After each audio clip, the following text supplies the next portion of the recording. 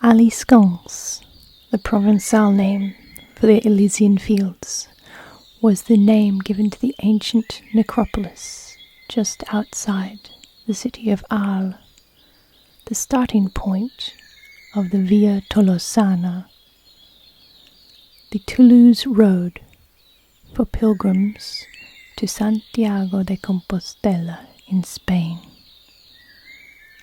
The Romans had used this as a major burial ground, forming the end of the Via Aurelia, the Aurelian Way that ran from Rome up to the city gates of Arles. Row upon row of stone and marble sarcophagi stretched on either side of this road.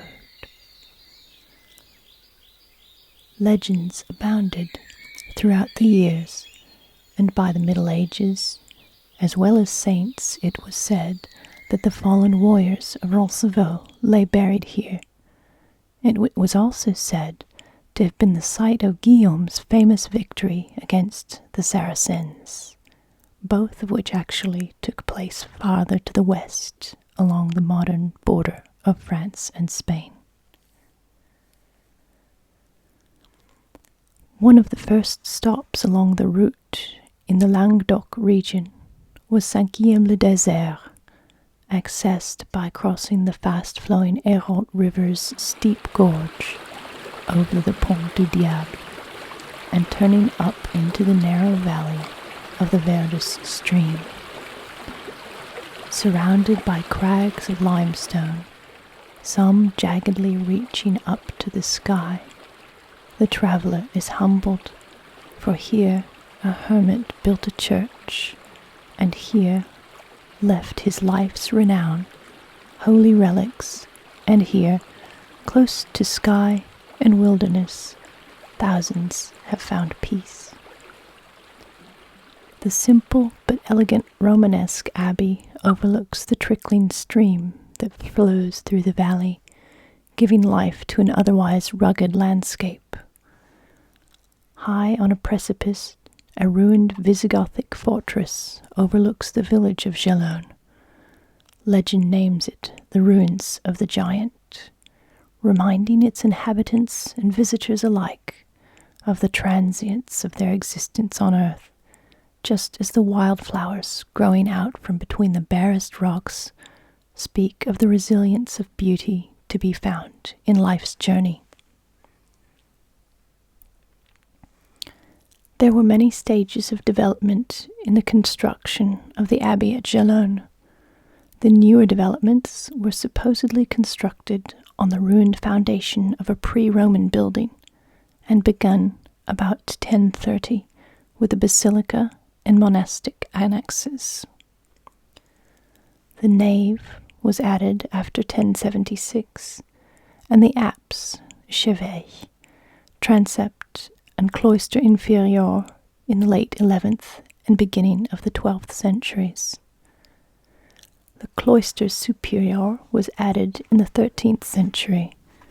The interior houses the relics, a piece of the true cross said to have been given to Guillaume by Charlemagne, a section of Guillaume's femur, as well as an herb garden, a contemplation cloister, and a lapidarium.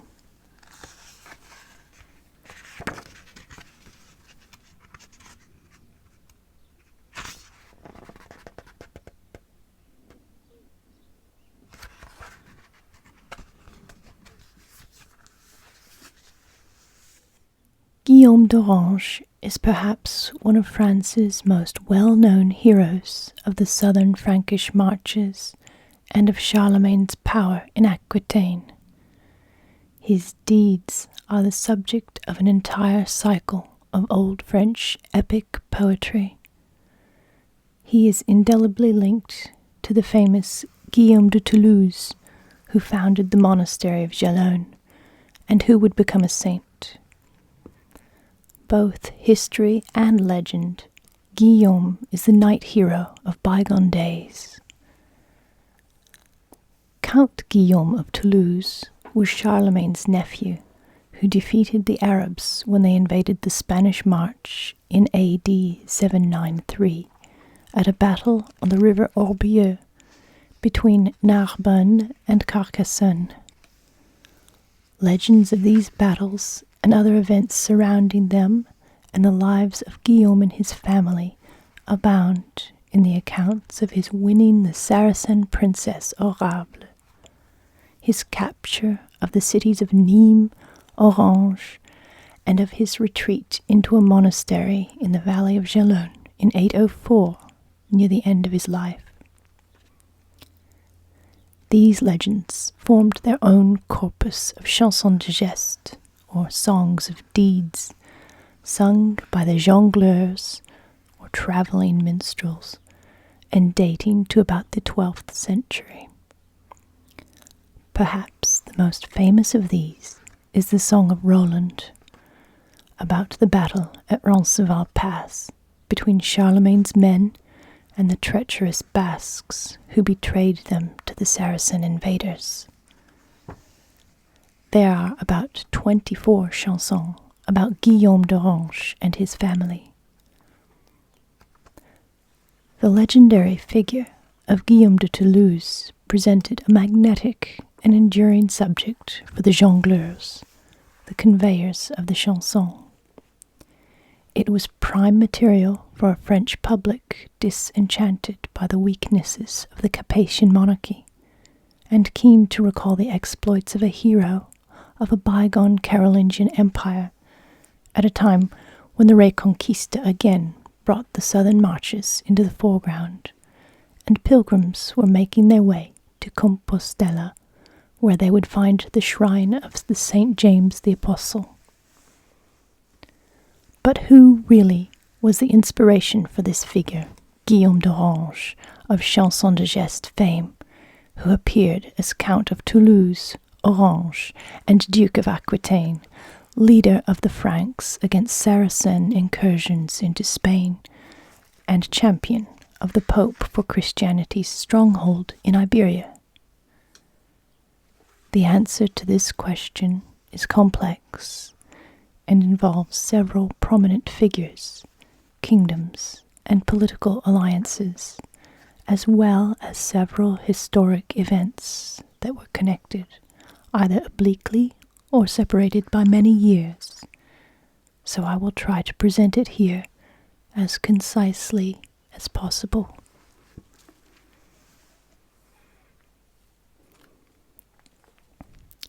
The area that gave rise to the legend of Guillaume d'Orange, Septimania, had been part of the kingdom of the Visigoths for about 300 years, passing in and out of Muslim control, and finally being incorporated into the kingdom of the Franks about AD 507.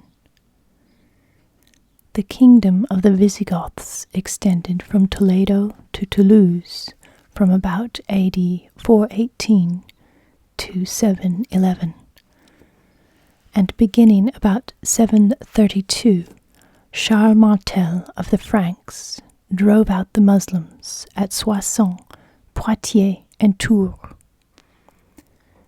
In June 721, the attack on Toulouse by the Umayyad Caliphate under al-Sama was routed, and the Saracens were content to occupy the plains and those cities that had been Visigothic.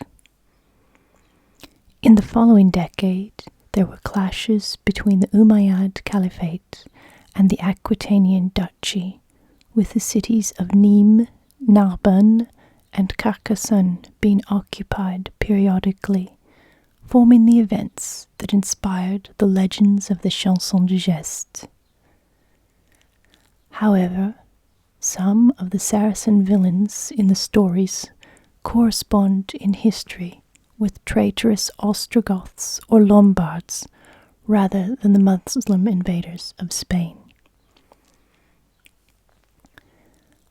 The conquest of Nîmes was an event most likely undertaken by Theodoric II, Guillaume's father, and corresponds to events around 756, when the Frankish army gained control of the Rhône Valley, resulting in turn from events attributed to the previous generation 20 years earlier. Guillaume's conquest of Orange and Nîmes in the chanson geste corresponds to a victorious Frankish assault on Avignon. In 735 and 736, the Provençal monarchs, led by Duke Morand, opposed Frankish rule in the region. As a reaction to this rebellion, Charles Martel, aided by the Lombards, mounted a campaign against Provence in 739, resulting in a fortified Franco-Lombard position along the Rhône valley between Arles and Orange, and the capture of Provence from the Saracens by 741. Guillaume's wife in the chanson de geste, Guibourg, is also an amalgamation of historical figures. Guillaume was married to Cunegonde, or Cunegonde, daughter of the king Aquila II, the last sovereign Visigoth. She represents the importance to Theodoric and his dynasty's legitimacy to have a Gothic line in Septimania. However, Guillaume's situation changed when Cana, an exceptional woman and ruler who had assumed authority over Nîmes, was assassinated during her command in 756. Her death enabled Guillaume to envisage a matrimonial alliance with the Franks. In 759, a treaty was formed with Pepin, even though some Visigothic Septimanians preferred to align themselves with the Moors rather than to submit to the authority of their old enemy, the Franks.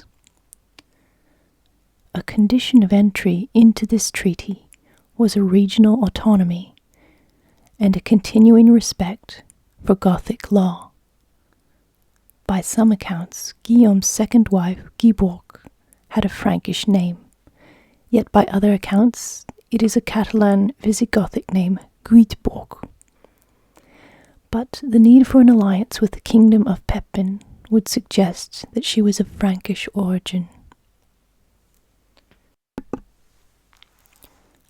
Of Guillaume de Toulouse, the man who would become Saint William of Aquitaine, we know that he was the maternal nephew of Pepin and cousin of Charlemagne. He was a Septimanian prince, a warrior, and a territorial administrator, heir to a cultivated Gallo-Roman culture and Romano-Germanic tradition. He was Count of Toulouse from about AD 790, commanded the victory over Barcelona in 803, after a siege begun about 801. He donated land to Saint-Sauveur d'Anienne on the 14th of December 804, and entered the monastic life there about 806. Guillaume's death was in 812, on the 28th of May, his feast day. He was canonized in 1066. Legend seized upon the figure of Guillaume de Toulouse, who was a kind of archetype for the cycle of chanson de geste that would be embellished by the jongleurs entertaining pilgrims along the Via Tolosana that traversed Languedoc. The material was infused with the deeds of other Guillaumes and other heroes of the Wilhelmide dynasty, in a mixture of legendary and historical elements. The last of the 24 chansons about William and his family, Le Moniage Guillaume, tells the story of how Guillaume, by now a renowned knight, retires after a long life as margrave, and on the death of his wife, first to a monastic community at Anienne, then to a cave as a hermit, where he would found the Abbey of Gellone in the valley of the Hérault River. Taking guidance from an angel who appears to him, Guillaume sets off to live out his remaining years in pious contemplation. An abbey in the Carolingian Empire was more than a mere religious institution. Patronized by the aristocracy and directed by the abbot, an abbey or monastery was an important feature of the medieval political and social structure. Frequently the recipient of royal or imperial privilege, the abbot was involved with the sovereign in levying taxes, calling up militias, and exerting both external and internal political influence, as well as administering the surrounding countryside and supporting the local communities. The control of an abbey brought augmented prestige, power, and revenue. Saint-Sauveur-d'Aniene and Saint-Sauveur-de-Gellone stood less than 8 kilometers from one another on opposite banks of the turbulent Arles River at the foot of the Massif Central. During this pre-monastic phase of the 8th and 9th centuries, these churches were surrounded by many abbeys and church communities. Both were well situated to control the old territorial regions, Aniene on the floodplain near urban centers, and Gellone on the interior of a mountain gorge along the pilgrimage route, and both had the support of the local gentry and regional aristocracy. Though both monastic communities had served as important centers for the surrounding countryside and enjoyed amicable relations since their founding, it was not to last. The presence of relics of saints and heroes who had fought bravely against the Spanish Muslim incursions in bygone eras brought pilgrims, recognition, and wealth, and was part of the reason for territorial disputes that ensued between Aniene and Gellone. Additionally, the 11th century saw the effects of the reform led by Pope Gregory VII. Monastic orders were created, reorganized, and centralized. Canon law was codified, and the papacy achieved a greater control, marking the opposition of abbeys that wanted to retain their independence from the dominant established monastic communities such as Cluny and Saint Victor de Marseille. This was, in all probability, the basis for the portrayal in the 12th century chanson de geste of Guillaume's break with Aniene to found his own monastic community in Gellone. In the quest for legitimacy and independence, the two monasteries disputed claims to charters as well as to relics, and the prestige that had come to be associated with Guillaume d'Orange, such as a piece of the true cross that was said to have been given to Guillaume by Charlemagne, now kept at Saint-Guilhem-le-Désert in Gellone. A long conflict of documentation followed. Eventually, it was a document relating the donation of Gellone by Guillaume that guaranteed Gellone's independence from Aniene. And it was the reference in the Vita Sancti Guillaume that connected the hero of the Cycle de Guillaume with the man who would become Saint Guillaume de Gellone, intertwining this figure's knight heroism with sanctity. This ensured Gellone kept Guillaume's relics and became a major stop on the route to Compostela, enabling the abbey to be rebuilt and expanded. On 5th of December 1998, it was classified as a World Heritage Site by UNESCO.